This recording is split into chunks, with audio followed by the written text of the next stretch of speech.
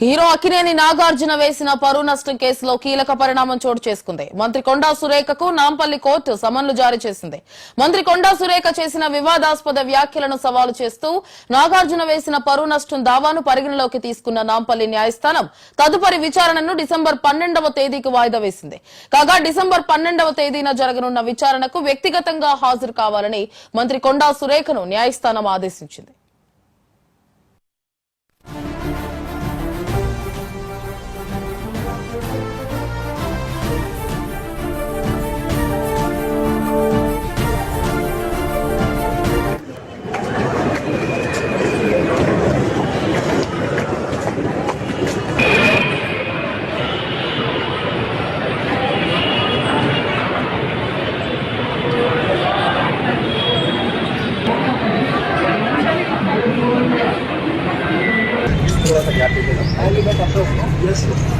So కొంచెం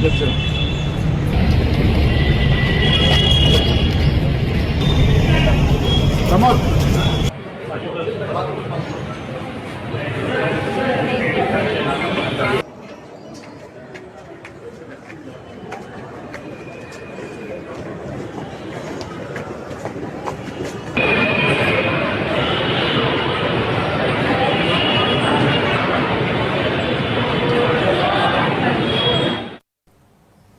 hero Akkineni Nagarjuna వేసిన పరువు నష్టం కేసులో కీలక పరిణామం చోటు చేసుకుంది. మంత్రి కొండా సురేఖకు నాంపల్లి కోర్టు సమన్లు జారీ చేసింది.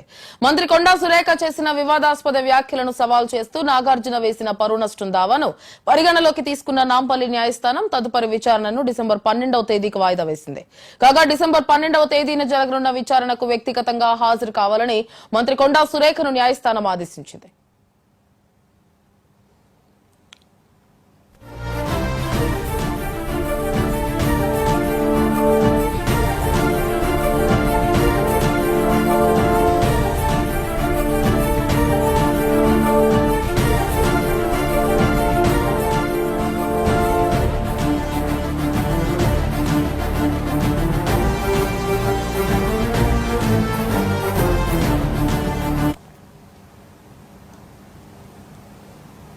హీరో అక్కినేని నాగార్జున వేసిన పరువు నష్టం కేసులో కీలక పరిణామం చోటు చేసుకుంది. మంత్రి కొండా సురేఖకు నాంపల్లి కోర్టు సమన్లు జారీ చేసింది.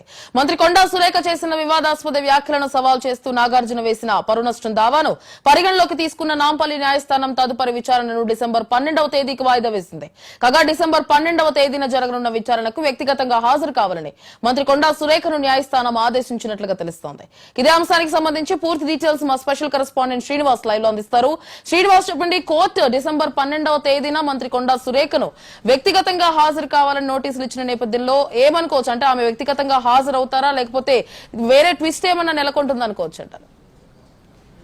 త్రిపురగా తెలంగాణ రాష్ట్ర వ్యాప్తంగా మంత్రి కొండా సురేఖ ఏదైతే అక్కినేని ఫ్యామిలీకి సంబంధించి కావచ్చు, సమంతపై చేసిన వ్యాఖ్యలు కావచ్చు, సినిమా రంగంపై చేసిన వ్యాఖ్యలు ఎంత సంచలనం కలిగించాయో మనందరికీ తెలిసిందే. ఈ నేపథ్యంలోనే హీరో అక్కినేని నాగార్జున కూడా మరి మంత్రి కొండా సురేఖ మీద పరువు నష్టం దావా వేశారు. At the same time criminal కేసులు కూడా మరి పెట్టాలని కూడా మరి కోర్టును ఆశ్రయించారు. ఈ నేపథ్యంలో కోర్టు అయితే మరి కొండా సురేఖను ఇప్పుడు తాజాగా ఏదైతే నాగార్జున వేసిన ఆ క్రిమినల్ కేసుకు సంబంధించిన అంశంలో మరి కొండా సురేఖ మంత్రి స్వయంగా కోర్టుకు హాజరు కావాలి, వచ్చే నెల 12వ తేదీన కూడా హాజరు కావాలని చెప్పిన నేపథ్యంలో మొత్తానికి ఈ అంశంలో మరి తెలంగాణ రాష్ట్ర వ్యాప్తంగా ఏం జరుగుతుంది, మరి కొండా సురేఖ చేసిన వ్యాఖ్యల్ని మరి నాగార్జున వేసిన ఏదైతే కేసుకు సంబంధించి కోర్టు పరిగణనకు తీసుకోవడం కావచ్చు, మంత్రి కొండా సురేఖ స్వయంగా హాజరు కావాలని చెప్పడం కావచ్చు, అయితే మరి ఆమె హాజరవుతారా లేదా ఇంకా వేరే రకంగా మరి దీని నుంచి ఎలాంటి తీసుకుంటుందనే దాని పట్ల మాత్రం కొంత క్లారిటీ రావాల్సి ఉంది. ఇప్పటికే కొండా సురేఖ చేసిన సంచలనమైన కామెంట్స్ కారణంగా ఇటు కేటీఆర్పై కావచ్చు, అటు అక్కినేని నాగార్జున ఇద్దరు కూడా క్రిమినల్ కేసులు దాఖలు చేశారు. ఈ దాఖలు చేసిన క్రమంలో మరి పరువు నష్టం కూడా వాళ్ళు దావా వేశారు. సుమారు 100 కోట్లు ఇటు కేటీఆర్ కావచ్చు, అటు ఆ నాగార్జున కావచ్చు, ఇక పరువు నష్టం మా పరువు భంగం కలిగించే విధంగా మంత్రి కొండా సురేఖ వ్యాఖ్యలు చేశారు. సో 100 కోట్లు సంబంధించి మరి మా పరువు నష్టం కలిగింది. సో 100 కోట్లకు వీరిద్దరు కూడా దాఖలు చేసిన అంశంలో కోర్టు కూడా దీనిపై విచారణ కొనసాగిస్తోంది. ముఖ్యంగా ఇప్పుడు నాగార్జున వేసిన ఏదైతే ఆ నాగార్జున ఫ్యామిలీ విషయం కావచ్చు, మరి సమంత విషయంలో కావచ్చు, దాంట్లో కోర్టు విచారిస్తుంది. ఇదే క్రమంలో మరి కొండా సురేఖ 12వ తేదీన హాజరు కావాలి, డిసెంబర్ 12వ తేదీన హాజరు కావాలని నోటీసులు ఇవ్వడం కావచ్చు. ఆమె స్వయంగా ఖచ్చితంగా హాజరు కావాల్సిందని చెప్పిన నేపథ్యంలో ఆమె హాజరవుతారా లేక దీని మీద మరేదైనా ప్రత్యామ్నాయ మార్గాలు అన్వేషిస్తారని మాత్రం చూడాల్సి ఉంటుంది త్రిపుర. అయితే శ్రీనివాస్, మొత్తానికి మనం చూసుకున్నట్లయితే కొండా సురేఖ చేసినటువంటి వ్యాఖ్యలకు సంబంధించి సమంతకైతే తను బహిరంగంగానే క్షమాపణలు చెప్పారు. అయితే నాగార్జున కుటుంబానికి చేసినటువంటి వ్యాఖ్యలకు సంబంధించి తిరిగి తీసుకోవడం కానీ క్షమాపణలు చెప్పడం కానీ అటువంటి అంశాలేవి నెలకొనలేదు. అయితే ఈ నేపథ్యంలో ఒకవేళ 12వ తారీఖు కనుక కొండా సురేఖ వ్యక్తిగతంగా హాజరైతే ఈ వ్యాఖ్యలకు సంబంధించి ఎటువంటి ఎక్స్ప్లెనేషన్ ఇస్తారు కోర్టుకని మనం అనుకోవచ్చు? ఖచ్చితంగా ఆమె చేసిన సంచలన వ్యాఖ్యల్ని తాను వెనక్కి తీసుకుంటానని చెప్పారు. At the same time Samantha పేరును మాత్రమే ప్రస్తావిస్తూ ఆమె పట్ల ఆమె స్వయంగా ఆమె స్వయం కృషితో ఎదిగారు. సో ఆమె లాంటి వ్యక్తిని తాను కావాలని చేయలేదు. ఆమె మనోభావాలు దెబ్బతిన్న క్రమంలో తన వ్యాఖ్యలు వెనక్కి తీసుకుంటానని మాత్రమే చెప్పారు. దీంట్లో అక్కినేని సంబంధించిన ఫ్యామిలీ అంశం కావచ్చు, తర్వాత కేటీఆర్ పై చేసిన వ్యాఖ్యల విషయంలో కావచ్చు, ఆమె కేటీఆర్ పై చేసిన వ్యాఖ్యలకు తాను ఇప్పటికీ కట్టుబడి ఉన్నానని పునరుద్ఘాటించారు.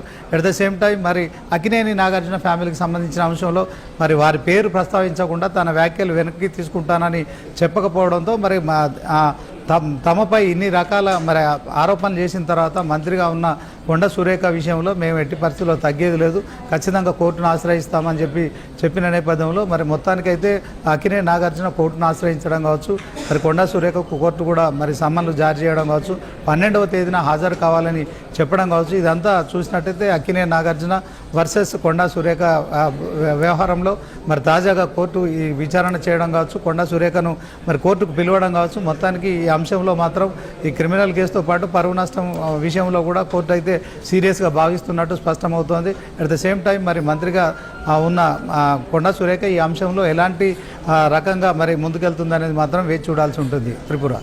Right Srinivas, thank you.